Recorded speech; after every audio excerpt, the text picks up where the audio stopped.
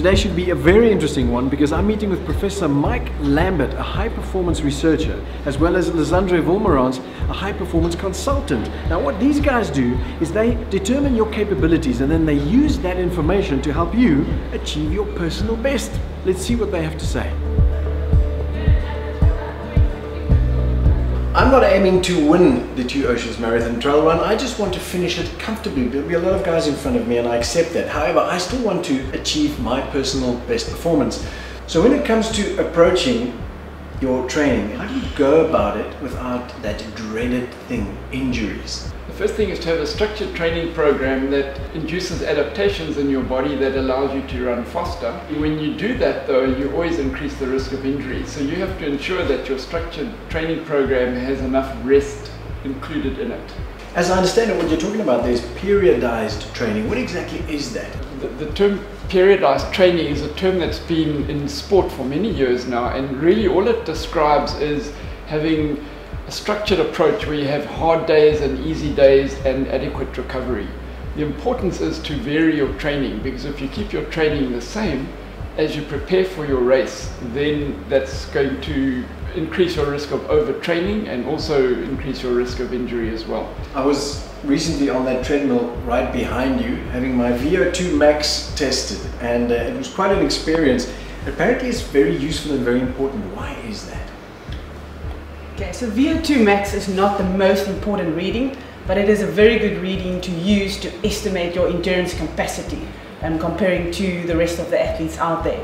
But there's other factors that's more important as just the VO2 max reading, and that would be running economy, making sure you train within the right training zones, and that would in essence be much more effective to look at than just looking at your VO2 max as an essence. I think most people understand the importance of training for an event, and there are loads of all kinds of training programs available online, from single races to stage races. Is it okay to use those? Yes, as a basis, there are many programs available and you can really pick and choose a program that suits your lifestyle. But what we're suggesting is that you need to go beyond that and measure how you are adapting to that program and then adjust your training according to your symptoms. So that is where this whole concept of monitoring comes in. So you have a plan, but then based on how you're responding to that plan, you will make subtle adjustments.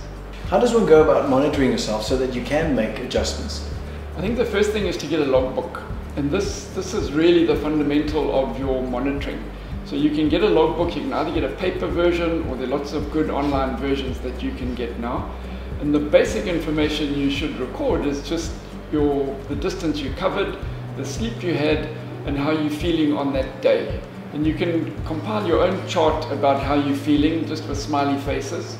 You just need to record that every day, because sometimes the changes are quite subtle, and if you don't look at it over time, you might miss a change. So that's rule number one. And then you also need to become very tuned into your subjective symptoms, such as your mood and how you're reacting with your personal interactions with your friends and family. And if you start getting grumpy when you shouldn't really be getting grumpy, those are just little telltale signs that perhaps you're either doing too much training or you're not getting enough recovery, and you need to get that balance right. The next step is to measure objective signs, and that's a little more complicated, but if you want to measure objective signs, you need to really have a heart rate monitor and look at how the relationship between heart rate and running speed changes during training. And it sounds complicated, but it can actually be done rather simply. You just have to record your average running speed over a kilometer, and then when you finish training, plot your heart rate against that average running speed. And as you adapt, that relationship will change, and if you start getting fatigued, that relationship will also change in the wrong direction. So that can give you really important signs about how to adjust your training load. It's simple. If you're not adapting, then you just back off. If you are adapting, you can increase the load a little bit more. So in a sense, you're multidimensionalizing your entire training experience. That's correct, yeah. It's not just putting on your shoes and going out and running. It's much more than that.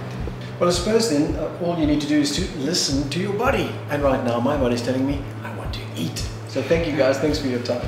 It's my pleasure. Thank you.